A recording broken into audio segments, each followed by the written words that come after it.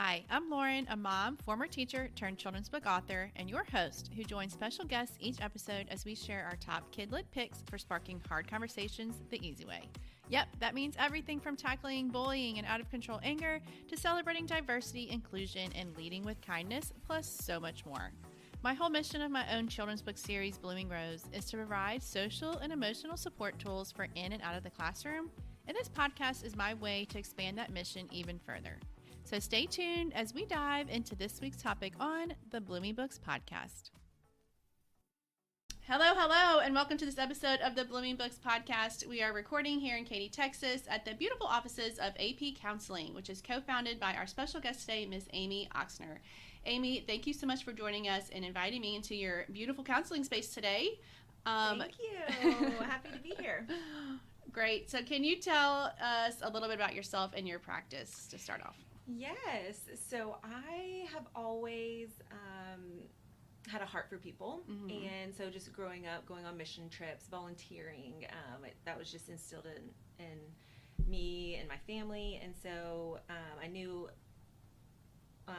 what I wanted to do was just help people. And so when I went to college, I was like, okay, I've changed my major multiple times. Where am I going to end up? And so I ended up on social work. And I think it was just like a great fit for me. My mom actually went in to get her master's at the same time I went to college.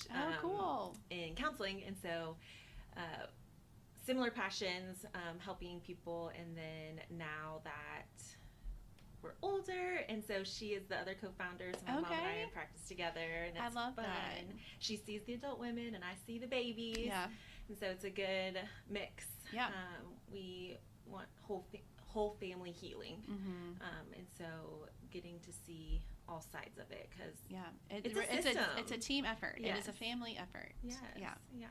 But I went to Texas State. Okay. Then went to Baylor grad school. Grew up in Louisiana, homeschooled, moved here, did public, then did private high school. So I've done all the schooling. Yeah, every kind, a little bit of everything. Yes. But that also gives you a lot of experience with families that come from, all kinds of different backgrounds, schooling backgrounds. I love that. Yeah, we actually just realized right before we started recording that you lived in my hometown, which is just a little teeny tiny, it's not teeny tiny, but it's a small random town, like right north of New Orleans. Yes. And we had like one person in common. I'm like, how do you know them? I'm like, no way. It's a small world. And social media, that connects you. Yes. Because I'm like, how do you know her? I know her. How do you know her? Like, it's crazy when that happens. But yes. Okay, so I'd like to get into some silly and random rapid-fire questions just to get to know you a little bit more and lighten the mood before we dive in. So are you ready? Ready. Okay, number one. What is your favorite destination you've traveled to or would like to travel to, I guess?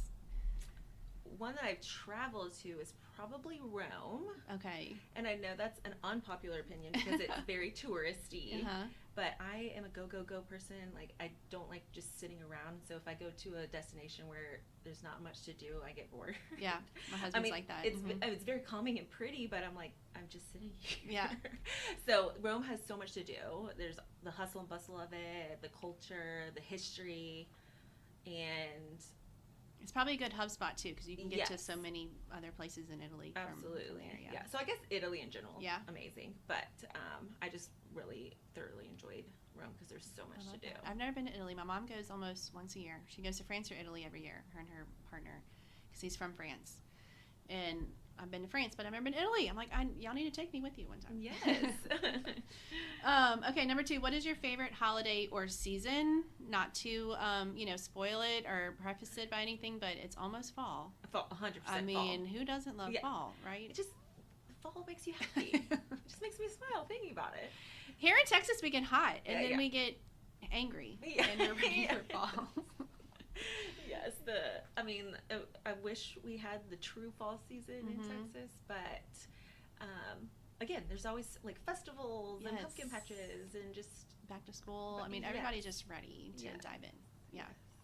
And it's still 100 degrees, but we'll get there. You just ignore that part, or try to at least. Okay, number three, do you speak any other languages? And if not, is there one that you would like to learn?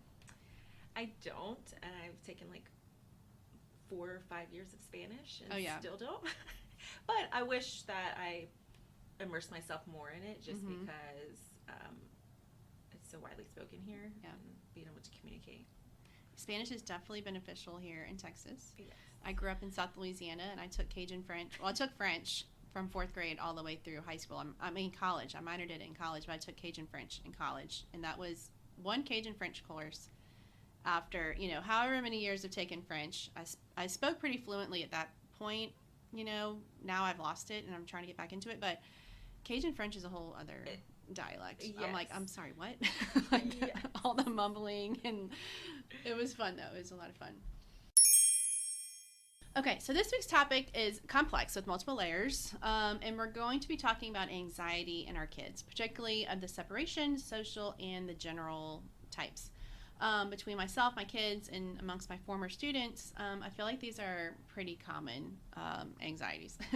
So I know here in your practice, play therapy is a big part of your sessions with kids. So can you start by explaining a little bit about its benefits and how it might be used with an anxious child? Yeah, so play is, one, fun, Mm-hmm. and who wants to come and just sit here and talk about your feelings, even as an adult? Right. And so play is the kid's natural language. That's where they're comfortable. That's where you can see them shine. You can learn so much through a child's play. And so whether that's role playing or storytelling or dollhouse play or kitchen play, whatever modality or method you use, they're able to express themselves. Mm-hmm. And they play out what they go through.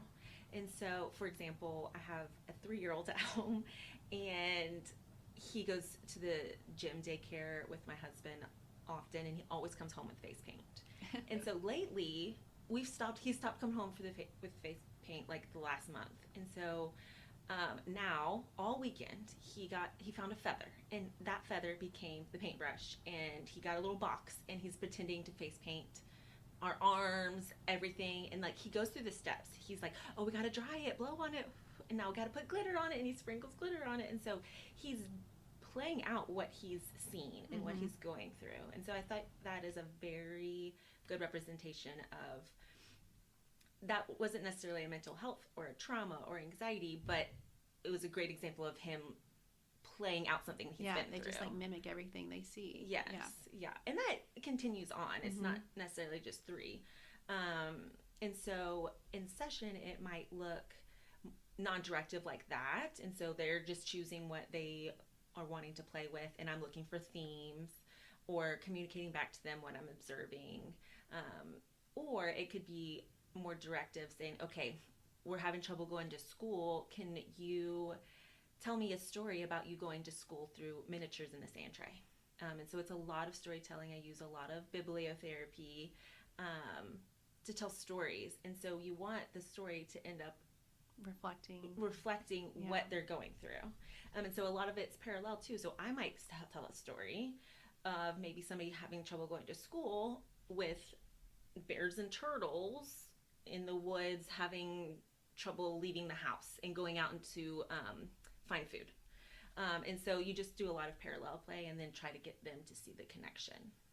So I was just thinking just now, it's like if they're struggling with, this certain kind of anxiety, it probably gives them even more anxiety to come here and talk about it. But when they can kind of, parlay that onto different characters, and maybe the character is feeling like this, or maybe the character did this and he's embarrassed or shy or ashamed about something. It's not them, but it's the character. Like that helps them kind of break the ice a little bit. So I love that. I love that you were able to like piece that together just by me talking, because it's anxiety provoking for parents to bring kids here too. And so that helps them kind of ease their own anxieties about it, and then help just project it on something else other than talking about yourself. Yeah, it's not going to be like a big, long, scary session where they're just going to be in here, having a meltdown or whatever. Yes. They get to gradually, you get to kind of pick little layers off for them to talk about. Yeah. It's like a peeling an onion. Yeah. A very patient onion you have to play. So we're currently in September, and I've been so pleasantly surprised with my son, who just started kindergarten, because for his preschool years, drop-offs were kind of a downright nightmare. So he luckily matured so much this past year, so his 4-year-old year, his pre-K 4 year, that by the time he started this year, he's 5 now, it was just a non-event. Like, really, we talked about it a little bit the night before and like the weeks leading up, how he's a little bit nervous about this and how we're going to miss each other, but we'll see each other, but he's been doing so great. So I'm sure there's a fair share of separation anxiety with back to school, new teachers, new routines. And, what are some signs that the separation anxiety in your child might be a little bit more complex than just like the first day jitters? Because, everybody probably feels that. And does age play a big role in that? Like, I think the 4 to 5 year leap is like a big leap for them. I think that is a huge leap. Just there's a lot of change, a lot of growth. But also during those years, their imagination's exploding. And so the fear and the worries are creeping up because their imagination is exploding. And so you can kind of see that at that age and on. I wouldn't say there's necessarily an age specific, like I can't say at this age, just because everybody's different and everybody's developmentally different and the way their brain works. And so it can be seasons. Maybe something comes up and you go through another change, and in a year from now you're seeing the separation come back and you're like, oh, this again. Yeah. That'll be wherever this. Yeah. Yes. And so I would say to the question of when to know if there's some underlying, if there's something more going on, is the severity. How frequently are they having to be pulled from you in the mornings by just to separate from you? Especially past the first week, second week, if you're like 2 months into it. Yes. So the intensity in the moment, is it lasting like an hour? Is it a full-on meltdown? Are we crying hysterically? And then the duration. So is it continuing on day after day and not really improving? Yeah. When I taught art, I did a morning duty in the cafeteria, and that's where all the little ones gathered in the morning before their teachers came to get them. And I swear the first week of school was the saddest. Yes. Because you just have like rows of little pre-Kers just crying. I'm like, it's okay. Mommy and Daddy will be back. Like, you're going to have such fun today. But, so it's a very, very normal thing. But like you said, and, I feel like parents know their kids the best. But it's also sometimes hard to judge, okay, this is what's going on in my house, but is this going on in other people's houses too? Or classrooms. But, and your teacher can help you. Yes. Yeah, so your teachers can also, they'll know. Like my son's kindergarten teacher, she's literally, I think this is year 35. So I was like, okay, I'm just going to send them. She's seen it all. She knows it. She'll let us know if there's something we need to dive in on. I think we as parents get in our heads too, like, is this typical development? Are we where we're supposed to be? Is what you said. It's going to get better by itself. Yeah. Yeah. And then trying to make that decision. It's a lot. Yeah. Okay, so we've dropped our little babies off, but now we're worried about how they're socializing and getting along at school, especially our older babies. So I try not to let my own social anxiety I had as a child seep into my kids, but again, it's hard to decipher sometimes between childhood nerves and pre-tween embarrassment, which is where we're at with my daughter, versus a child who's truly struggling. And it's so hard to watch them struggle and figure it out on their own and when to step in. So I guess in those, society circles. So what are some signs that they might need some guidance or strategies? And what are your favorite tips for kind of guiding them through those friendship, making friends and then, sustaining those meaningful relationships? Which is so important. And as a parent, you want to see them flourish and build those relationships. And so when they are struggling, it's just heartbreaking. It does. Like, I just hate to, as a teacher, I hated to see any kid, sitting by himself at lunch when they might need it. They might like, look, I'm rude myself. I need a minute to myself. But like, as a mom, as a teacher, you're like, oh, I want to make sure everybody has a buddy, Yes. Yeah. I think if you look at social anxiety and you kind of touch to it, like, are they going to be mean? Like, you have all these worries that you feel like you can't control because of what you've seen in movies, what you've actually gone through. Has somebody said something mean to you? It's have you happen. felt laughed out? Yeah, it's going to happen. And so just trying to build up the courage. Are they capable of meeting friends?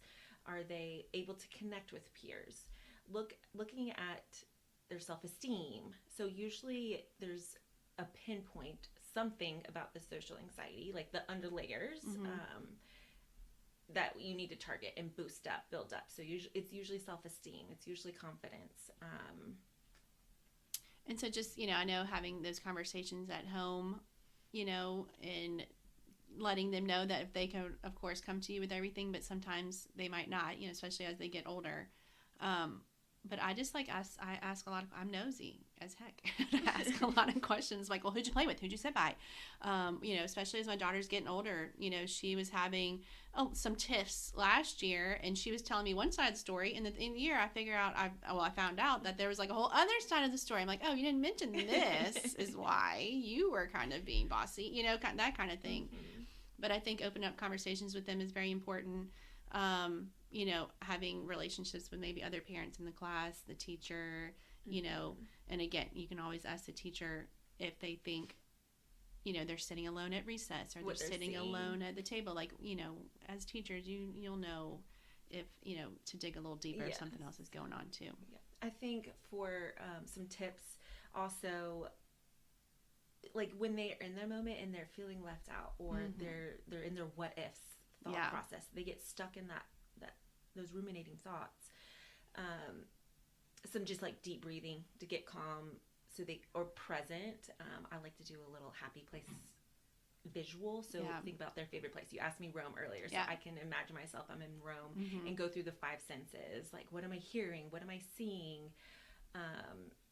What am I tasting? Like, what gives me joy? And so to try to get your brain out of those what if thoughts is super important, because especially at that age. Yeah, it's hard as a kid. Yeah, and they're going to struggle, and they've got to figure it out on their own. But I guess just as a parent, knowing when to let them, because my husband's like, just leave her alone. Step back. Don't text somebody's mom. You stay out of it. And I'm like, but as an adult, it's easy for me to step in, But he's like, no, she's got to learn how to deal with it on her own. I'm like, okay, But it's hard. It's a fine line. Learn a lesson. It's and about learn how to do it versus let mama bear. Yes. And I was like, wait, she said what? No. So we'll get to book picks in a minute, but I did have to throw out there the movie Inside Out too. And we talked about another podcast too briefly, but I love the first one, and I think it's a great conversation starter, especially with younger kiddos and identifying their emotions. But dang, this second one that just came out this summer, it really spoke to myself and my own anxiety. It opened up a great representations for my daughter as well, because it's really geared towards those older puberty type years. But I love that they didn't villainize anxiety, and it presented it as a way your mind is trying to keep you safe. But it uses your vivid imagination, like you were saying earlier, to portray the scary, scenario so that it can protect you from it. But the likelihood of that scenario playing out is what we're not judging, in the moment. But and then it leads to full-blown anxiety attacks. So in terms of general anxiety, do you see that start to appear around a certain age, or is that something that can present very early on? We kind of touched on it when you said, at 4 and 5, their imaginations are exploding, and with that comes anxiety. Enters the chat, right? Enters the chat, yes. Yeah, I think you can't put an age to it, but you can, you know your child. Or maturity level, yes, yeah. You know where they are developmentally. How are they responding to situations? Are you starting to see them retract, like in social situations? Are they wanting to stay by you and be at your leg the whole time? So there's different things that you can start seeing. It start festering, asking you what if questions all the time. Yeah. But again, they're your baby. Yeah. And you're going to do what you have to do to make sure they I try to keep, I think a lot of it too for me is I try to keep myself in check, because I don't want to, reflect that onto their scenarios. My daughter is very outgoing. My son is more like me. He's more shy, but once he warms up, he's in there, and he's going a mile a minute. So I just kind of course, have those worries for them, but,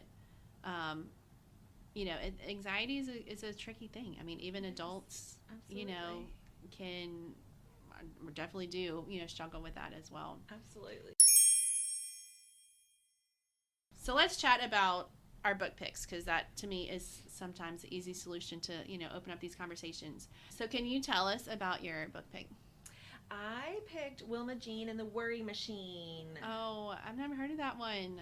I love it. It talks a lot about the what-ifs, being trapped in the what-ifs of their mind. And then it has the girl in the story going to the teacher about all of her what-ifs, and the teacher does an activity with her of writing all of her worries on a note card, and then she has to go up to the board and put all of her worries in a section of she can control and she can't control. Right. And so then they talks about how can we start controlling some of these things to make her feel better. Like, she worried about what they're serving at lunch, and then she worried about not making the bus because she has to get all of her homework together. And so she came up with solutions with the teacher of, okay, I'm going to give you the lunch schedule every week so you have it, so you know when to pack lunch. And then I'm going to help you stay organized throughout the day so that you can make the bus on time. And so just different easy, quick solutions to minimize the worry, to show that we are in control of our thoughts. And then, it talks about she's worried about the weather, and that's something we can't control. Yeah. But so I like this book because it's an easy transition into an activity. So now we sit down and write the worries, and how can we control this? How can we change our thoughts about them? What's a more helpful thought thinking about this worry? Yeah. And I like that, books spark these kinds of conversations, because they might not even realize that they're worrying about something. And you as a parent definitely might not realize, oh, that's what you're worried about? Or that's why it's having a hard time getting up and getting dressed for school, because they're worried about something that's totally controllable, it's something that we don't have to worry about, In your mind, so let's go ahead and fix that, and then we can move forward. In your head, you're like, wait, why are we worried about that? Yes, you're like, wait, really? And there's, more things to talk about or worry about. But I also came across a book recently called The Whatifs. So it's funny you say that. But this one's by Emily Kilgore. And it's great for the general anxiety around everyday events, too, because it's about her having a performance. And so she's thinking about all that day leading up to it, all of the what ifs that can go wrong, before her performance. And of course, like you said, we can put them into, okay, this is what we can control. This is what we can't control. And I also like to talk with my kids too about, okay, this might happen, but there's a really good chance that it's not going to, Yes. And so, okay, if it does happen, what should we do, or what would we feel? And that's okay. But so that kind of gives them the plan of, like, okay, if my worst nightmare comes to life, this is what might happen. This is how I can respond. But then also knowing that it probably won't. Yes. And so that's of course, the key that we have trouble regulating. But yes. How likely is this going to? Yes. Well, that's why my husband has like zero anxiety. So if he worries about something, I'm like, oh, okay, we're on like stage 5, like level of disaster here. But most of the time he's like, oh, it's fine. It's fine. You're overreacting. I'm like, okay, let me weigh my options then. Yes. So I keep myself in check, and then do that for your children as well. So another one that I like, also especially for separation anxiety, is The Kissing Hand by Audrey, Penn. It's a story that's been around forever, and I remember reading this with my daughter before she started school, and man, I was, crying by the end of it, and she's like, what is wrong, Mom? Because she's my social one. She's like, okay, but peace out, see you later. And I'm like, oh, but what if you miss me during the day? So it was more for me than her, I guess. But it's such a great concrete way to have your child feel connected to you, even when you're not together. So my son, I told him about the kissing hand, which is basically, you kiss in the center of their hand, and then you have them hold that little kiss, and they bring it to school with them. And so if they need that physical reminder of, like, okay, Mom's going to be here to pick me up, or Mom is loves me, thinks about me, and they even draw like a little heart in the middle of their hand. So I thought that was great. When I was looking at this prior, I was like, I don't have these books. I had to go on Amazon. They're ordered. I'm excited for them. It's a little raccoon mama and the little raccoon baby. So it's baby animals, and they just miss each other. So that one's such a good one too. And lastly, too, while I was doing the notes for this episode, I remembered about my own book. I forget about book 2. That's on the way. We have book 1 out, but the next book is called Blooming Rose Finds Her Jam, and it releases spring, probably late March, early April of 2025. And one of our main characters is Brady, and he has testing anxiety. So that's a whole nother podcast on testing, standardized testing, and the anxiety that creates and stuff. But in the story, Rose helps him by using music and creating a calming playlist to like help him study and calm down. And like you said, there's things we can control and we can't control, so he can, create a calming space where he can focus and study and help himself feel more prepared for the test. And hopefully that, decreases the anxiety. So amazing. I'm excited for that. Now I'll have to get y'all I meant to bring y'all a copy for your office today of the first book too, but I forgot to grab one. So we'll get that to you. Yes. Okay, so before we go, let's take a minute to share our hashtag mom win or hashtag therapist win of the week, because none of us are perfect parents, not even therapists, right? Please tell us. Okay. Can we cut ourselves some slack, right? So let's celebrate what went right. So what is something you would like to share about this week or this past week? I know it's Monday. Back to school with your kiddos or here at your office. This is such a good question and one I really needed because it forces you, right, to brag on yourself. If people hate this question, they give me a look every time and I'm like, I'm so sorry, but I'm going to make you brag on yourself for a minute. Yes, because having a 4-month-old and a 3-year-old, you're in the thick of it. You're in it, yeah. I guess this last week, I've seen a decrease in the power struggle.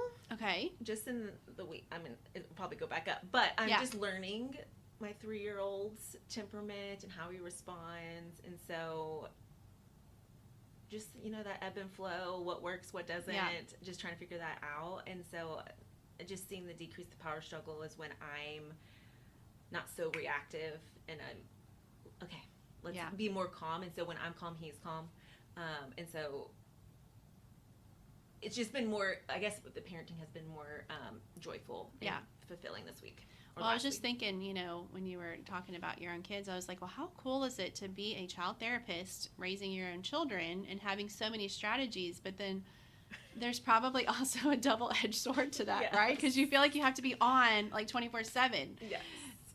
Or if you say something that you regret, which we all say something that we regret, or handle a situation that, we're like, oh, shoot, I need to go back and apologize and, try to do that better. Because, sometimes it's getting late in the evening and we're tired and we're hungry and everybody needs to get a bath and get in bed. And, I'm sure you have your moments where you're like, oh, I should have handled that better because better, but you're like, I'm just tired. I didn't. Yes. But we all have those moments, right? And, especially with like the power struggle, I feel like they test you. My son, not so much, but my daughter, I feel like she's a very passionate child.